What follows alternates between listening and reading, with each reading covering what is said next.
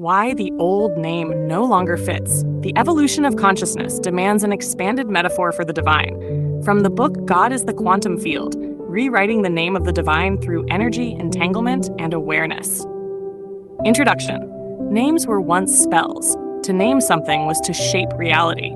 But when consciousness evolves, old names can become prisons. God as a name has for centuries carried the weight of monarchy, patriarchy, reward, punishment, image, and form. For many, the word evokes a bearded man on a throne, a cosmic ruler keeping score. But this image no longer holds. It fractures beneath the weight of awakened awareness. We are no longer beings confined by obedience, dogma, or distant heavens. We are quantum beings, vibrating, entangled, aware. And so the metaphor of the divine must evolve too. It must expand beyond personhood and into pattern, beyond judgment and into presence, beyond form and into field. This is not the rejection of the sacred. It is its return. It is the remembering that the divine was never a name, but a movement. Never a throne, but a thread. Never a lawgiver, but a frequency. History. From sky kings to sacred codes. The divine in early civilizations was often modeled after the most powerful figure in society, the king. In A History of God, Karen Armstrong, a former nun and religious historian, traces how the metaphors for God evolved from tribal spirits to imperial monarchs. In the Abrahamic traditions, God became the supreme legislator, mirroring the empires of the time. This was not accidental. The metaphor served control, governance, and moral enforcement. Even the shift from polytheism to monotheism was a political act. In Egypt, Pharaoh Akhenaten declared one god, Aten, not purely from revelation, but from an attempt to centralize power. Yuval Noah Harari, in *Sapiens*, explains how shared myths created collective cooperation. The name of God became a tool, not just a truth. But history also remembers the ones who whispered a different name. The mystics. The prophets, the oracles. In the Gospel of Thomas, a non-canonical text of early Christianity, Jesus says, "Split a piece of wood, and I am there. Lift a stone, and you will find me. No throne, no temple, just presence, just field, science, patterns, probability, and the collapse of the personal God.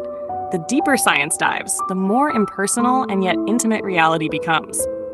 In The Fabric of the Cosmos by Brian Greene, the universe is not governed by a person, but by laws. These laws are not static commandments, but relational tendencies, probability waves that collapse only when observed. In this light, the idea of a personified God monitoring human behavior becomes unnecessary. Instead, we encounter a field of infinite potential, what Amit Goswami, quantum physicist and author of The Self-Aware Universe, calls a consciousness-based reality. Here, God is not a judge, but the observer, not a planner, but the awareness in which all plans arise. Even energy itself defies personhood. In The Field by Lynn McTaggart, the zero-point field is a seething sea of information. Pure potential, non-local, unbounded. To call this energy God is not metaphor, it is remembrance, but it demands that we leave behind the human projections we once clung to. In quantum reality, identity is fluid, names are approximations, and truth is not static, it is relational, entangled, evolving. Philosophy. When the metaphor becomes the cage, language was meant to liberate, but over time it calcified. The name God became fixed, loaded, often feared. Ludwig Wittgenstein, in Philosophical Investigations, wrote, "The limits of my language mean the limits of my world." When the divine is only known by a single name, it is imprisoned within a single form of consciousness. Alan Watts, in The Wisdom of Insecurity, reminds us that clinging to names is a form of anxiety. We fear the unknown, so we name it God. We fear change, so we fix it into doctrine. But the divine, like all living truths, resists fixation. It flows. Even Nietzsche, who famously declared, "God is dead," was not speaking of the divine's absence, but of the death of the old metaphor. The God of moralism, of judgment, of systems and punishments, that God no longer fits the world we now inhabit. To evolve is not to blaspheme. It is to remember that metaphors must stretch as consciousness expands. Spirit, remembering the nameless presence within. In silence, the field speaks.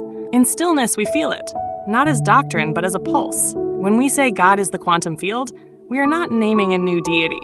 We are shedding the weight of the old one. The field is not male or female. It is not jealous or wrathful. It does not bless some and curse others. It does not reside in books or buildings. It is in the breath, in the pause, in the entanglement of all that lives. Mystics of all traditions have always known this. Teresa of Avila called it the interior castle. Rumi said, "I am not this hair, I am not this skin, I am the soul that lives within." Ramana Maharshi said, "God is the self. The field is not found by looking up, it is found by collapsing in. The old name no longer fits, not because it was wrong, but because we have grown." We now stand at the edge of a new metaphor, and when we let go of the throne, the robe, the crown, we find the wave, the pattern, the light. We find the divine again. Not above us, not beyond us, but as us. Conclusion: to cling to the old name is to cling to the past. But the field does not cling. It flows. It evolves. It expands. So must we. This chapter is not a rejection of God. It is an evolution of our relationship to what God has always been. Not a being, but being itself. Not a name, but a field. The divine has not disappeared. It has simply been waiting for us to see again. And when we open our eyes, not in fear, but in frequency, we will know the name was never the truth.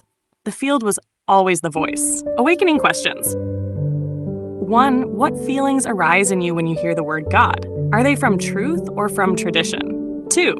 How has your metaphor of the divine evolved over the years? 3. Can a name ever fully capture the presence it points to? 4. If God were not a being but a field, how would your sense of self and others change? Final 4 lines.